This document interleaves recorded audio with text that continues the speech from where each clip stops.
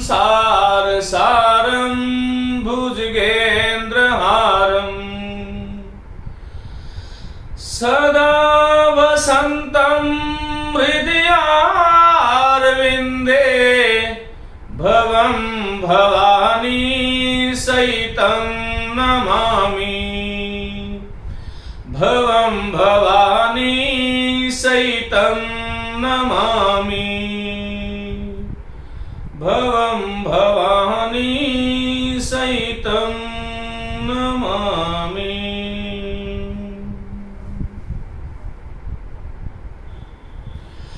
मित्रों नमस्ते, आप सभी का हार्दिक स्वागत। समास प्रकरण की हम बात कर रहे थे। एक तत्पुरुष समास की पूर्व में कक्षा ली जा चुकी है। यदि कोई विद्यार्थी इसी को देख रहा है तो पहले उस भाग को देख ले ताकि आपको आगे की बात समझ आ जाएगी। मैंने आपको ये बताया था कि तत्पुरुष का जो कुनबा है सभी समासों में सबसे बड़ा है। जिस प्रकार से ग्रहों में सबसे बड़ा ग्रह बृहस्पति ग्रह है, उसी प्रकार समासों में सबसे बड़ा कोई समास जो है, सबसे ज्यादा भेद और उपभेद यदि किसी के हैं तो वो तत्पुरुष समास के हैं। देखिए, तत्पुरुष समास को हम दो दृष्टियों से समझ सकते हैं। याद रखें, आप इस तरह से मेरे साथ साथ आप लिखते जाएं। तत्पुरुष जो समास है उसके हम इस प्रकार से पहले दो भेद कर सकते हैं। एक तो होता है व्यधिकरण तत्पुरुष और एक होता है समानाधिकरण तत्पुरुष। कई बार परीक्षाओं में यह प्रश्न आता है कि व्यधिकरण तत्पुरुष किसे कहते हैं, या फिर व्यधिकरण तत्पुरुष का अर्थ क्या है और समानाधिकरण का अर्थ क्या है। इस बात को आप बहुत ढंग से यदि समझ लोगे तो आपको काम आएगी, क्योंकि ये आमतौर पर सामान्य पुस्तकों में भी इस बात का जिक्र नहीं होता, जबकि प्रश्न कई बार आता है। मित्रों, व्यधिकरण का संधि विच्छेद यदि आप करोगे तो संधि विच्छेद होता है वि अधि और करण। अधिकरण हम बोलते हैं आधार को, और वि का अर्थ होता है अलग अलग, अर्थात ऐसे समस्त पद जिनमें जो दोनों पद जो हैं उनका आधार अलग अलग हो। यह आधार कैसे अलग अलग होता है, आइए बात करते हैं। तो व्यधिकरण का मतलब यह है कि समस्त पद के विग्रह में दोनों पदों के मध्य यदि अलग अलग विभक्तियां हो तो उसे हम व्यधिकरण कहते हैं। एक बार एक प्रश्न आया था कि व्यधिकरण तत्पुरुष के कितने भेद हैं। तो व्यधिकरण तत्पुरुष के ध्यान रखना, इसके 6 भेद होते हैं। 6 भेद कौन कौन से होते हैं ये पूर्व के व्याख्यान में मैं आपको बता चुका हूं। मित्रों, तत्पुरुष समास जो है वो विभक्ति आधारित, जिसको हम कारक आधारित समास कह रहे हैं, और कर्ता और संबोधन को छोड़ करके कर्म से लेकर अधिकरण पर्यंत, मानी कर्म तत्पुरुष, करण तत्पुरुष, संप्रदान तत्पुरुष, अपादान, संबंध और अधिकरण, ये 6 भेद होते हैं किसके? व्यधिकरण के। मैंने आपको कहा कि व्यधिकरण से अर्थ है कि जब आप किसी समस्त पद का विग्रह करते हो और विग्रह में जो प्रथम पद और जो द्वितीय पद जो है उसके मध्य यदि अलग अलग विभक्तियां होती है तो वो व्यधिकरण है। अब कैसे देखो, जैसे मैंने एक पद दिया ग्रामगत। ये ग्रामगत समस्त पद या सामासिक पद है। जब आप इसका विग्रह करोगे तो क्या होगा? ग्राम को गत। इसी प्रकार से जैसे मैंने एक आपको शब्द दिया पाठशाला। पाठशाला ये समस्त पद या सामासिक पद है।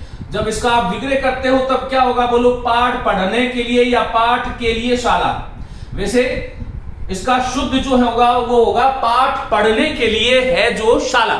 इस प्रकार से तो पाठशाला है, घुड़शाला है, घोड़ों के लिए शाला है। इस प्रकार से इसी प्रकार जैसे मैंने कहा पदच्युत। पदच्युत एक समस्त पद है और इसका च्युत का अर्थ होता है हटना, पद से च्युत होना मानी हट जाना। आइए हम इसको समझते हैं कि ये जो 3 या 5 6 में जितने भी उदाहरण लिख रहा हूं, ये आखिर क्यों व्यधिकरण तत्पुरुष है? इसलिए व्यधिकरण तत्पुरुष है क्योंकि यहां पर देखो पहला पद ग्राम है और दूसरा पद गत है। इसी प्रकार पाठशाला में पहला पद जो है वो पाठ है और दूसरा शाला। इसी प्रकार यहां पद और ये चुत, ये दो पद हैं। अब इस पद के साथ में ये जो से आया है, ये अलग होने के अर्थ में आया है। ध्यान रखिएगा, ये करण वाला से नहीं है। करण में भी से होता है, अपादान में भी से होता है। ये बात भी मैं पूर्व के व्याख्यान में आपको बता चुका हूं। तो यहां पर ये जो से आया है, ये पंचमी विभक्ति है और चुत में कोई विभक्ति नहीं है। इसको मतलब आप शून्य मान लो। यहां पर के लिए में यहां पर चतुर्थ विभक्ति 4 जीवों का है अधिकरण। यहां पर ग्राम के साथ में को मानी कर्म का कारक का चिन्ह आया है। ग्राम के साथ द्वितीय विभक्ति है, लेकिन गत के साथ कोई विभक्ति नहीं है। या जहां पर कोई विभक्ति का चिन्ह नहीं है वहां पर आप प्रथमा विभक्ति ऐसे मान सकते हो।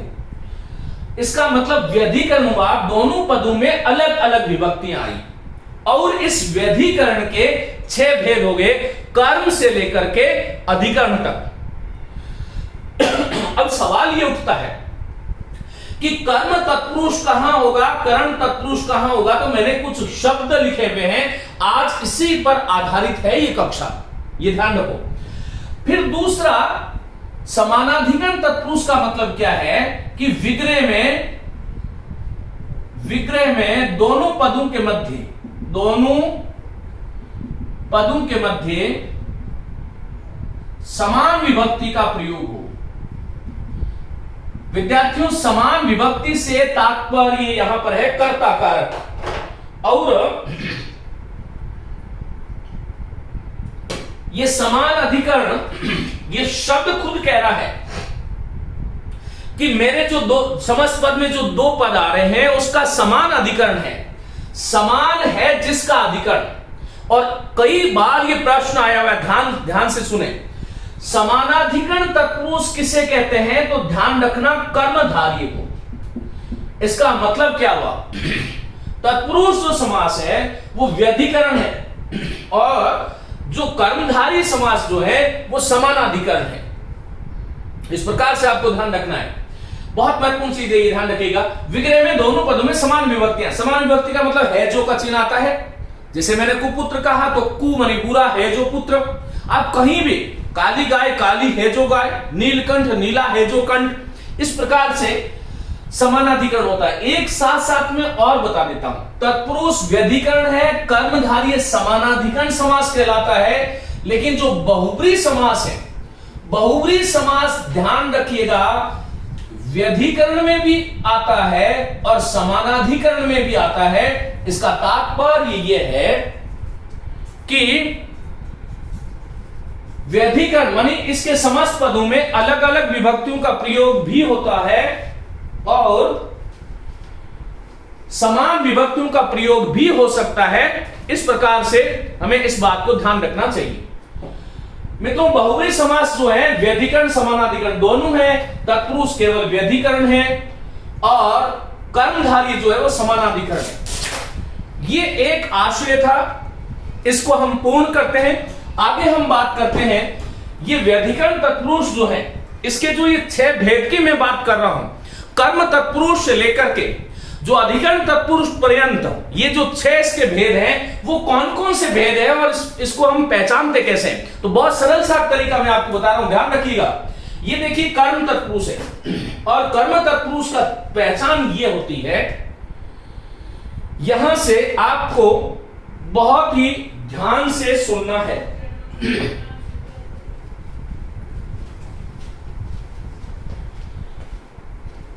ऐसे समस्त पद जिनके अंत में गत शब्द का प्रयोग, देखो मैं इसको मिटा रहा हूं, आप इसका स्क्रीनशॉट ले लें। इसके अतिरिक्त भी तत्पुरुष के 3-4 और जो हैं गौण भेद होते हैं। आप जानते होंगे, सुना होगा, अलुक तत्पुरुष समास है, मध्यम पदलोपी तत्पुरुष समास है, नए तत्पुरुष समास है, उपपद तत्पुरुष समास है। तो आइए हम बात करते हैं कर्म तत्पुरुष की। अब कर्म तत्पुरुष कहां पर होगा? तो यह आपको ध्यान रखना चाहिए। ऐसे समस्त पद जिनके अंत में आपको गत दिखाई दे। यह बहुत ही महत्वपूर्ण बात शुरू हो गई है।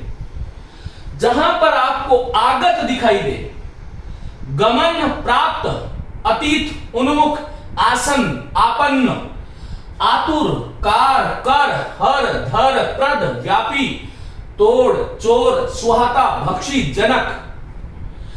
मित्रों, किसी भी समस्त पद के अंत में यदि आपको ये वाले शब्द दिखाई दे, इनसे पहले आपको हमेशा ही को कारक चिन्ह का प्रयोग करना है। यह बहुत बड़ी बात है, क्योंकि कर्म तत्पुरुष के हजारों उदाहरण हो सकते हैं। आपको इसको पहचानने का तरीका यही है कि ऐसा कोई भी समस्त पद जिसके अंत में आपको गत दिखाई दे रहा है। देखिए, जैसे मैंने आपसे एक जो है समस्त पद पूछ लिया परीक्षा में, अब व्यक्तिगत शब्द लिया और मैंने आपसे कहा कि व्यक्तिगत जो पद है इसका समास विग्रह क्या होगा। तो क्या होगा, देखो, व्यक्ति को गत। विशेष बात यही है कि गत से पहले यहां पर को का प्रयोग करना है। अब मैं आपको हजारों समस्त पद दे दूं, कोई फर्क नहीं पड़ता। आपने इतना एक बार यदि सीख लिया कि मैं जहां कहीं भी गत शब्द को देखूंगा वहां पर मैं को का प्रयोग करूंगा, इसका मतलब आपने एक तरीका अपना लिया। व्यक्तिगत है, अब मैंने कहा देशगत है। मैंने कोई भी गत शब्द, मैंने विदेशगत शब्द ले लिया, कोई भी शब्द ले लिया जिसमें गत शब्द आ गया। मैंने ग्रामगत ले लिया, ग्राम को गयावा, गांव में गयावा, ऐसा नहीं होगा, इसका विग्रह होगा ग्राम को गत। तो यहां पर गत शब्द की बात कर रहे थे, उसके बाद में आइए आगत शब्द की बात करते हैं। और आगत शब्द ये इन सभी में सबसे महत्वपूर्ण है और इसका एक समस्त पद जिसमें बहुत बड़ी समस्या होती है विद्यार्थी को, और वह पद है शरणागत।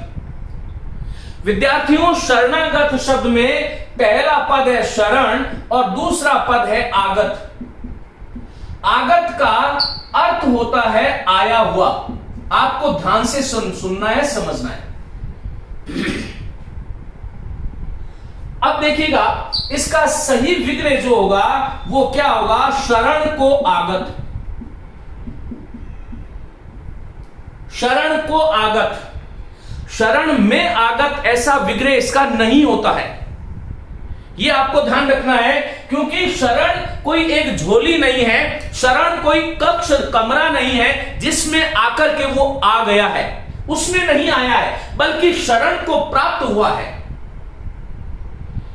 जितने भी गति अर्थ वाले जितने भी पद होते हैं उससे पहले को लगाना है। और ऐसा क्यों होता है, कोई वस्तु यहां पर है और यहां से इस स्थान को प्राप्त होती है तो उसमें हमें को का प्रयोग करना चाहिए। कोई व्यक्ति कहीं और था और वह उस शरण को आ गया है, शरण में नहीं आया। हमारे दैनंदिन बोलचाल में हम ऐसा कह सकते हैं कि मैं आपकी शरण में आया हूं, लेकिन परीक्षा में यदि कहोगे तो फेल हो जाओगे। यह ध्यान रखना, बहुत महत्वपूर्ण पद था। गमन शब्द, मैंने आपसे शब्द लिया कि विदेश गमन। आपको केवल और केवल एक काम करना है कि गमन शब्द जहां कहीं भी देखो उससे पहले को का प्रयोग करना है, विदेश को गमन। प्राप्त शब्द यदि किसी भी समस्त पद के अंत में आ जाए, जैसे मैंने आपको कहा अधिकार प्राप्त, सुख प्राप्त, ज्ञान प्राप्त, बोध प्राप्त, धन प्राप्त, सफलता प्राप्त, प्राप्त से पहले आपको सदैव को लगाना है। तो बोलो क्या करोगे, अधिकार, फिर को और प्राप्त। मैं बार बार आपसे यही कह रहा हूं, इस कक्षा का जो सारांश है मेरे विद्यार्थियों वह यह है कि किसी भी समस्त पद के अंत में आपको गत, आगत, गमन, प्राप्त, अतीत, जैसे मैंने कहा इंद्रियातीत, बहुत बार पूछा गया शब्द है, तो आपको इंद्रियों से अतीत नहीं करना है, इंद्रियों को अतीत करके, इंद्रियों को अतीत करके, अतीत, इंद्रियों को अतीत, जानातीत जान को अतीत, सुखातीत सुख को अतीत माने दूर करके, यह हमें ध्यान रखना चाहिए। इसी प्रकार उन्मुख शब्द आ गया। मैंने आपसे कहा रोजगार और उन्मुख, रोजगार और उन्मुख, इसका विग्रह क्या करोगे? रोजगार और यहां पर क्या करोगे? को, क्योंकि उन्मुख आ गया है तो हमें जहां कहीं भी उन्मुख आपको दिखाई दे वहां पर आपको को का प्रयोग करना चाहिए। इस प्रकार से आपको ध्यान रखना है। चलिए आसन, जिससे मैंने एक शब्द लिया मरणासन, मरने को आसन मानी मरना, जिसको सभी मरणासन, मरना जिसको सम्मुख ही है, मरणासन, ऐसी अवस्था। आपन एक शब्द है संकटापन, आपन का अर्थ होता है पड़ा हुआ, घिरा हुआ। संकटापन, संकट को प्राप्त, संकट को प्राप्त। आतुर शब्द आ गया। इसी प्रकार कार शब्द आ गया।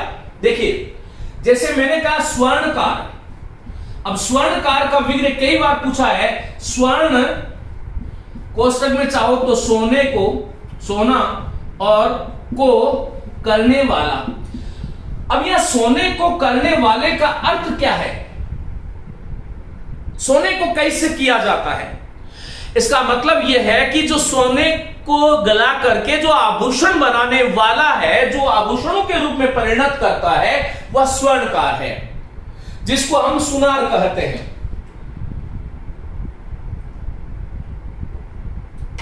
इसी प्रकार से किसी शब्द के अंत में आप कर देखो, जैसे मैंने कहा सुख कर, तो सुख कर का विग्रह क्या करोगे? सुख को करने वाला। इसी प्रकार दुख कर, दुख को करने वाला। धन कर, धन को करने वाला। हमें यह ध्यान रखना है कि ये कर शब्द आएगा, उससे पहले आपको क्या जोड़ना है? बोलो, को जोड़ना है। एक बहुत अच्छा शब्द है हर, मनोहर, मन को हरण करने वाला, मनोहर। एक ये भी ध्यान रखना कि कर, हर, धर, यह जो शब्द है इसका विग्रह करने और प्रद देने वाला, ये चारों जो शब्द है कर, हर, धर और प्रद, ये यदि तत्पुरुष नहीं हो तो परीक्षक आपसे बहुब्री भी पूछ सकता है। जैसे मैं आपसे कहता हूं कि धरणीधर, अब धरणीधर किसको कहते हैं? शेषनाग को। धरणी का अर्थ है धरती को धारण करने वाला, धरणी को धारण करने वाला। तो यहां पर धर से पहले को लगाना है।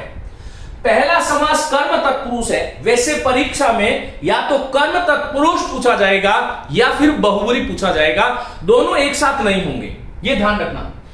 इसी प्रकार प्रद शब्द ले लीजिएगा। मैंने आपसे कहा सुख प्रद, सुख को प्रदान करने वाला।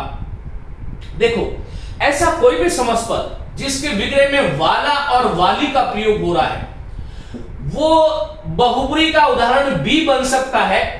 विकल्प को देख करके आपको निर्णय करना है, कभी कोई असमंजस नहीं होगा, यह ध्यान रखिएगा। व्यापी, जैसे मैंने कहा शरीर व्यापी, शरीर को व्यापी माने व्याप्त करने वाला, शरीर को व्यापने वाला, व्याप्त करने वाला। इस बात को हमने बहुत विस्तार पूर्वक समझाया है हमारी पुस्तक हिंदी बृहद व्याकरण कोश में। जिन विद्यार्थियों के पास है वो इसको देख ले। मैं कोशिश कर रहा हूं कि इसकी पीडीएफ भी आपको उपलब्ध कराऊं। जैसे ही समय मिलता है मैं आपको मैया पाठशाला के आप अबाउट में जाएं और वहां जाकर के आप टेलीग्राम ग्रुप को ज्वाइन कर लें। पूरे भारतवर्ष से वहां पर जो भी विद्यार्थी मुझे प्रश्न करते हैं मैं उसका उत्तर देता हूं। आपकी कोई भी शंकाएं हैं तो वहां पर आप इसको पूर्ण कर सकते हैं। मित्रों, तोड़ शब्द किसी शब्द के अंत में आ जाता है। जैसे मैंने कहा दिल तोड़, दिल को तोड़ने वाला। कमर तोड़, कमर को तोड़ने वाला। फिर कह रहा हूं वाला और वाली बहुब्री समास के अधिक निकट है, लेकिन विकल्प को देख करके आपको निर्णय करना है। चोर, माखन चोर, हम जानते हैं कृष्ण को कहते हैं। ये जो शब्द है, कुछ जो शब्द वाला वाली वाले बता रहा हूं, उसको बहुब्री भी ध्यान में रखना, विकल्प ध्यान में रखना है आपको। माखन चोर, माखन को चुराने वाला। जग सुहाता, जग को सुहाने वाला। नरभक्षी, नर को भक्षण करने वाला, भक्षी का अर्थ होता है भक्षण करने वाला। सर्वभक्षी, सबको भक्षण करने वाला, खा जाने वाला। आपत्तिजनक, आपत्ति को पैदा करने वाला, जनक पैदा करने वाला। और एक महत्वपूर्ण बात यह है, यदि किसी समस्त पद के अंत में ज आ रहा है तो वो पहला तो बहुब्री का उदाहरण होगा, लेकिन बहुब्री यदि विकल्प में नहीं है तो फिर आपको तत्पुरुष चुनना है। और इसके बहुत सारे उदाहरण हैं, जैसे मैंने कहा सर्वज्ञ, ये जो ज किसी के अंत में आ रहा है इसका मतलब होता है जानने वाला। और सर्व का अर्थ है सबको, सर्व को जानने वाला या सबको जानने वाला। अल्पज्य, अल्प को जानने वाला। बहुज्य, बहुतों को जानने वाला। श्रुतज्ञ, वेदज्ञ, विशेषज्ञ। इस प्रकार से आपको ध्यान रखना है। एक बार आप स्क्रीनशॉट ले लें, मैं इसको मिटा रहा हूं। ये जितने भी शब्द जो समस्त पद के अंत में जो आ रहे हैं इनको आपको ध्यान रखना है। उससे इन सभी शब्दों से पहले आपको को कारक चिन्ह का प्रयोग करना है। चलिए मित्रों आगे चलते हैं और हम बात करेंगे करण तत्पुरुष की। देखिए करण तत्पुरुष कहां होता है? करण तत्पुरुष का अर्थ क्या है? करण तत्पुरुष लिखिए ऐसे समस्त पद, ऐसे समस्त पद जिनके मध्य से अथवा के द्वारा का लोप होता है। आपको ध्यान ये रखना है कि ये वाला जो से है, ये जो से है ये साधन अर्थ में आना चाहिए, तभी कर्ण तत्पुरुष होगा। नहीं तो अपादान में भी से आता है लेकिन वो पृथकता का बोध कराता है। ये करण वाला जो से है वो साधन का बोध कराता है। आपने कभी सोचा कि जब कर्ण तत्पुरुष में इसके दो चिन्ह है, एक तो है से और एक है के द्वारा, तो इन दो का प्रयोजन क्या है? मित्रों पहली बात तो आपको यह ध्यान रखना है कि हिंदी का कोई भी भाववाच्य कभी भी उसमें के द्वारा का प्रयोग नहीं आता है, से आता है और निषेधवाचक होता है। यह ध्यान रखना, के द्वारा आएगा तो निषेधवाचक होगा।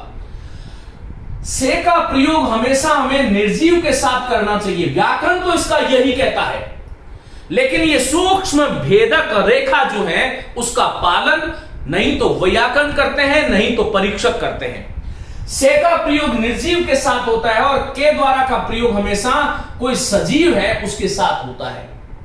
जैसे मैं एक शब्द लेता हूं दुग्ध निर्मित, दुग्ध निर्मित। अब यहां पर आपको ऐसे सोचना है, इसका विग्रह होगा दुग्ध से निर्मित। और यदि मैं कह दूं आत्मनिर्मित या स्वनिर्मित, स्वयं के द्वारा, स्वनिर्मित, स्वयं के द्वारा निर्मित, ये स्व जो पद है ये सजीवता का बोध करा रहा है, इसलिए क्या होगा? स्वयं के द्वारा निर्मित। जैसे मैं कहता हूं, देखिए मैंने यदि कहा कि तुलसी कृत, और ये बहुत बार पूछा गया है, तो इसका सही विग्रह होगा तुलसी के द्वारा कृत। कभी भी तुलसी से कृत नहीं होता, तो से का प्रयोग निर्जीव के साथ और के द्वारा का प्रयोग सजीव के साथ हमें करना चाहिए। यह बात आपको ध्यान रखनी है। चलिए अब मैंने आपको कहा ऐसे समस्त पद जिनके मध्य एक तो से साधनार्थ वाला या फिर के द्वारा का लोप होता है। विद्यार्थियों आप 100, 500, 1000 उदाहरण पढ़ लो तब भी ये चीज आपको कभी समझ में नहीं आ सकती। उसको छोड़ करके आप इस बॉक्स में जो लगा हुआ है, जो मैंने लिखा है, इसको यदि आपने ठीक ढंग से कर लिया तो आपको कोई समस्या आने वाली नहीं है। देखो हिंदी में ऐसे जितने भी समस्त पद जो आपको दिखे और उन समस्त पदों का जो दूसरा पद है उसमें आपको पीड़ित शब्द सुनाई दे, दिखाई दे। एक तो हमारी आदत हो गई है पीड़ित लिखने की, पीड़ित गलत है, शुद्ध शब्द है पीड़ित। मित्रों, संस्कृत का जो तत्सम शब्दावली जो हिंदी में प्रयुक्त हो रही है, हिंदी में प्रयुक्त होने वाले किसी भी तत्सम शब्द में ड़ और ढ का प्रयोग नहीं करना चाहिए। यदि कर रहे हो तो आज के बाद में ये संकल्प हमें लेना है कि मैं तत्सम शब्दों में कभी भी ड़ और ढ का प्रयोग नहीं करूंगा। हम लोगों की आदत पड़ी हुई है प्रौढ़ लिखने की, हम लोगों की आदत पड़ी हुई है षडानंद लिखने की, हम लोगों की आदत पड़ी हुई है गरुड़ लिखने की। ये सब गलत है, आपको यह ध्यान रखना है। मैंने संक्षिप्त में बात बताई, जब शब्द शुद्धि की बात करूंगा तब बात करूंगा। चलिए, पीड़ित शब्द, यदि किसी समस्त पद में आपको पीड़ित दिखाई दे रहा है, मैंने आपसे कहा दुख पीड़ित, जान पीड़ित, कुछ जान से पीड़ित होते हैं, कुछ दुख से होते हैं, और इस संसार में मेरा अनुभव तो यह कहता है कि अधिकांश लोग सुख से पीड़ित है। तो यहां पर देखो, सुख के द्वारा पीड़ित नहीं होगा, सुख से पीड़ित। व्याकरण तो इसका यही कहता है। दूसरी बात, पीड़ित का प्रयोग नहीं करें, शुद्ध शब्द है पीड़ित। लेकिन ड, ये वाला ड है, ये वाला ड़ है, और ये वाला अंग है, ये तीन वर्ण अलग अलग हैं। इन वर्णों का, इसका कभी भी प्रयोग तत्सम शब्द में होता ही नहीं। लेकिन ड की ध्वनि जब उच्चरित होती है तब ड़ की भांति सुनाई देती है, इसलिए हम लोग वहां पर ये बोलते हैं पीड़ित। देखो, तद्भव जितने भी शब्द है, लड़का है, कड़कड़ है, धड़ाधड़ है, सड़ासड़ है, जितने भी सड़क शब्द है, लकड़ी है, उनमें ड़ का प्रयोग कीजिए, कोई रोकने वाला नहीं। पीड़ित में नहीं करें। तो मैंने कहा दुख पीड़ित, विग्रह होगा दुख से पीड़ित, सुख से पीड़ित। मैंने कहा मंडित शब्द आ गया, मैंने कहा महिमा मंडित, रीट में पूछा गया है, महिमा से मंडित, महिमा के द्वारा मंडित नहीं करना है। जितने भी भाववाचक जो निर्जीव संज्ञाएं हैं, उन सभी के साथ यहां पर ये सुख, दुख, महिमा, ये सब क्या है बोलो, ये भाववाचक संज्ञाएं हैं। और इन भाववाचक निर्जीव संज्ञाओं के साथ जब आप विग्रह करते हो तब आपको से का प्रयोग करना चाहिए, महिमा मंडित। यदि कोई पत्नी पीड़ित है तो वहां पर पत्नी जो है वो सजीव है, इसलिए पत्नी से नहीं, पत्नी के द्वारा पीड़ित। मेरी बात को ध्यान से आपको समझना है। यदि कोई शिक्षक साथी और कोई लेखक भी इस बात को सुन रहे हैं तो मैं आपसे आग्रह करता हूं कि हमें प्राथमिक दृष्टि से ही इस प्रकार की आदत विद्यार्थी के अंतःकरण मानस में प्रस्फुटित कर देनी चाहिए कि उसको उन चीजों का अंतर समझ में आए। आखिर कभी आपने सोचा होगा कि कर्ण तत्पुरुष का चिन्ह से और के द्वारा दो क्यों दे दिया गया? संबंध तत्पुरुष के तीन चिन्ह क्यों हो गए? क्योंकि हिंदी का कोई प्राण है, हिंदी की कोई आत्मा जिसमें रहती है, तो वो केवल और केवल कारक है। हिंदी का पूरा अस्तित्व कारक, जिसको हम विभक्तियां कहते हैं, उस पर टिका हुआ है। मैं अति शीघ्र आपको कारक पढ़ाने वाला हूं। हम सब लोग उस कारक को, हम हमेशा ही उसको अवॉइड करते हैं, टालते हैं। ये बात हमारी ठीक नहीं है, क्योंकि हिंदी का यदि मैं वजूद देखूं और हिंदी की पूरी सामग्री देखूं, हिंदी का अस्तित्व देखूं, तो वो कारक पर ही आधारित है। ये ध्यान रखिएगा विद्यार्थियों। इस प्रकार से चलिए, माना शब्द आ गया, बहुत बार पूछा गया है, मन माना, बोलो क्या होगा? मन के द्वारा या मन से, इन दोनों को हम मान सकते हैं। मन से माना हुआ, विशुद्ध रूप से मन के द्वारा माना हुआ। इसी प्रकार विद्ध शब्द किसी के अन पाए, जैसे मैंने कहा बाण विद्ध। मैं थोड़ा शीघ्रता से चल रहा हूं ताकि देखिए, ये मैं समझता हूं आप लोगों की सबसे बड़ी समस्या है जब लगातार, क्योंकि हमारे पास इतना डेटा ही नहीं होते, पढ़ोगे कहां से?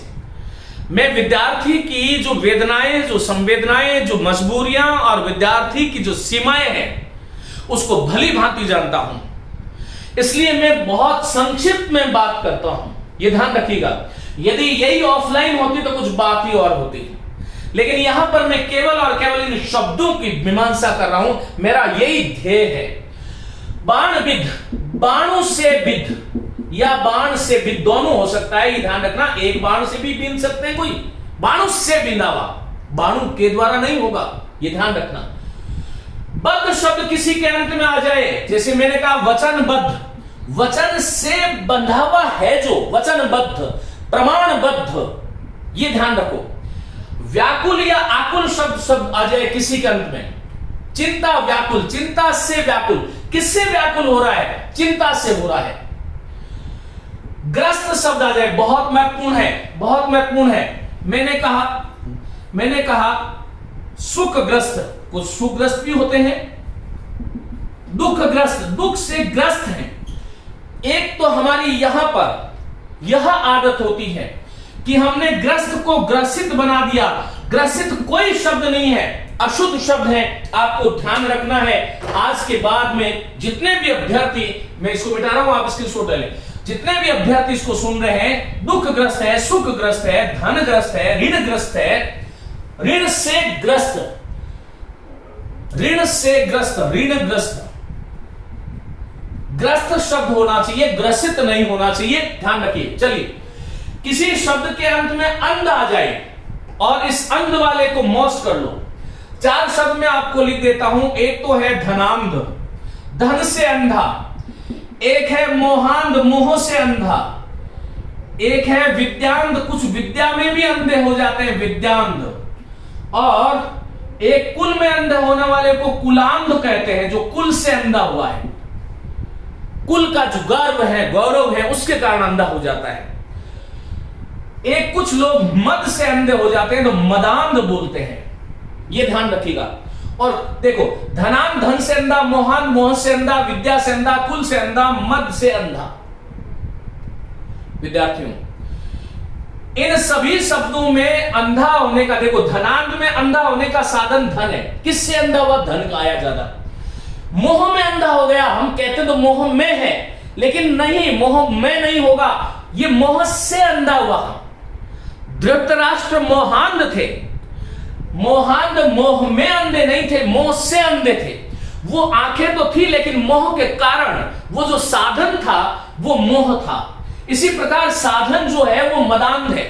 लेकिन एक शब्द इसमें जन्मांध जो है, इसका विग्रह भी जन्म से अंधा होता है, लेकिन इस जन्मांध शब्द में कर्ण तत्पुरुष नहीं होता है। ये जन्मांध जो शब्द है ये अपादान तत्पुरुष का उदाहरण है, और इसका कारण सीधा सीधा यह है, क्योंकि मैं आपसे पूछता हूं कि धनांध में वह अंधा किससे हुआ था? कि धन से। जन्मांध में किससे अंधा? कि जन्म से। नहीं, जन्म हुआ इसलिए अंधा नहीं है, इसलिए ये से जो है ये अपादान का बोध कराता है, ये कर्ण तत्पुरुष का नहीं है। कब से अंधा है? जन्म से अंधा है। कब से? ये पार्थक्य हो रहा है, विलकता हो रही है। लेकिन मोहांध कब से अंधा है? मोह से अंधा, ऐसे नहीं बोलेंगे। किससे अंधा हुआ? मोह के कारण अंधा हुआ। तो ये ध्यान रखो। चलो, यात्रा, किसी भी समस्त पद के अंत में, जैसे रेल यात्रा, बस यात्रा, पद यात्रा, पद यात्रा, पद मानी पैरों से जो की जाने वाली यात्रा, रेल से यात्रा, बस यात्रा, इस प्रकार से आपको ध्यान रखना है। यात्रा किसी समस्त पद के अंत में आए। साध्य, बहुत अच्छा शब्द है, बहुत बार बार पूछा जाता है। कष्ट साध्य, एक शब्द है श्रम साध्य, कष्ट से साधा जाने योग्य, श्रम से साधा जाने योग्य। मैं इसको मिटा रहा हूं, आप इसका स्क्रीनशॉट लेते रहे, साथ साथ में ध्यान रखिएगा। तो चलिए मित्रों, साध्य शब्द आ गया, एक साथ बता देता हूं आगे वाले कुछ शब्द। देखो, रचित का मतलब रचना, कृत मानी करना, लिखित मानी लिखना, प्रणीत मानी वही बात, बनाना किसी चीज को। किसी भी शब्द के अंत में मैंने कहा बिहारी रचित, बिहारी के द्वारा रचित। यदि बिहारी लिखित आ जाता तो बिहारी के द्वारा लिखित, बिहारी प्रणीत शब्द आ जाता तो बिहारी के द्वारा प्रणीत, और बिहारी कृत आ जाता तो बिहारी के द्वारा कृत। बिहारी की जगह आप भास ले लो, कालिदास ले लो, पतंजलि ले लो, कुछ भी ले लो, पाणिनि ले लो, कोई भी शब्द के अंत में आपको रचित, कृत, लिखित, प्रणीत मिल जाए तो बिना किसी से पूछे उसे पहले के द्वारा जोड़ देना, क्योंकि लिखने वाला, बनाने वाला, प्रणीत करने वाला कोई सजीव होगा, और सजीव के लिए के द्वारा का प्रयोग होता है। आकुल का अर्थ दुखी है, बता चुका हूं। निर्मित, मैं आरंभ में बता चुका हूं, दुख निर्मित, दुख से निर्मित। रत्न जडित, यहां रत्न जडित, यहां पर भी हम इसको जडित कर लेते हैं। अरे जडित में तो जड़ होता है, ये जड़ तो तने की होती है, ये जड़ है, जड़ता उससे बना है ये। तो रत्न जडित, रत्नों से जडित, इस प्रकार से। आक्रांत, भयाक्रांत, भय से आक्रांत। आच्छादित, लता आच्छादित, लताओं से आच्छादित, लता आच्छादित, जला आच्छादित, वना आच्छादित। इस प्रकार से आपको ध्यान रखना है। मरा शब्द आ गया, मैंने कहा भूख, भूख मरा, भूख मरा नहीं होगा, भूख से मरा, मानी मरने में साधन क्या है? भूख थी। भूख और मरे, मरे को जोड़ते हो तो संधि हो जाती है और ह्रस्वीकरण होकर के भूखमरा शब्द बन जाता है। एक ही शब्द है इसका, भड़ भूंजा, बहुत बार पूछा जाता है। भाड़ के द्वारा भूनने वाला, भाड़ से भूनने वाला। आर्त शब्द, आर्त का अर्थ होता है पीड़ित। मैंने आपको शब्द लिया दुखार्त, दुख से पीड़ित। और कुछ लोग सुख से पीड़ित होते हैं तो सुखार्थ, सुख से पीड़ित।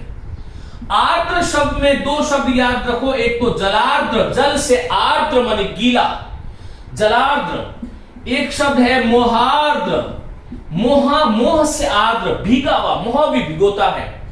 और एक दयार्द्र, दया से आर्द्र। किसी शब्द के अंत में पूर्ण आ जाए, जल पूर्ण, सुख पूर्ण, जान पूर्ण, जान से पूर्ण, किससे पूर्ण हुआ? साधन है, जल है। आवृत शब्द आगे आ जाए किसी समस्त पद के अंत में, जलावृत, जल से आवृत, सुखावृत, सुख से आवृत, जानावृत, जान से आवृत। हमारी भाषा में जितने भी शब्द हम बोलते हैं, विद्यार्थियों इस कक्षा में यह जो चीजें हैं, इसको आप अपनी आंखों से फोटो खींचिए, लिखिए, नोट्स बनाइए और बार बार इनका अभ्यास कीजिए कि कोई भी समस्त पद जिसके अंत में पीड़ित, मंडित, माना, सिद्ध, विद्ध, बद्ध, व्याकुल, ग्रस्त, अंध, यात्रा, साध्य, रचित, कृत, लिखित, प्रणीत, ये जो शब्द आ रहे हैं उसमें हमें कहां पर से और कहां पर के द्वारा का प्रयोग करना है ये मैं बता चुका हूं। ये सारे के सारे ऐसे समस्त पद जिनके अंत में ये पद आते हैं, कर्ण तत्पुरुष के उदाहरण होते हैं। मेरी बहुत बहुत शुभकामनाएं। खूब पढ़िए, खूब लिखिए और आनंद के साथ इन कक्षाओं का आप आनंद लें। और आपको अच्छा लगता है तो अपने साथियों को आप जरूर बताएं। ये आपका परिवार है मैया पाठशाला, आप इसको बढ़ाएं। और यदि कहीं पर भी किसी प्रकार की कोई परेशानी है, आप मुझे जरूर इससे अवगत कराएं। मैं आपको हमेशा कहता हूं कि मैया पाठशाला के अबाउट में जाएं, टेलीग्राम ग्रुप को आप ज्वाइन करें और ज्वाइन करके वहां पर अपनी आप समस्याओं को, प्रश्नों को पूछ सकते हैं। नमस्ते, धन्यवाद।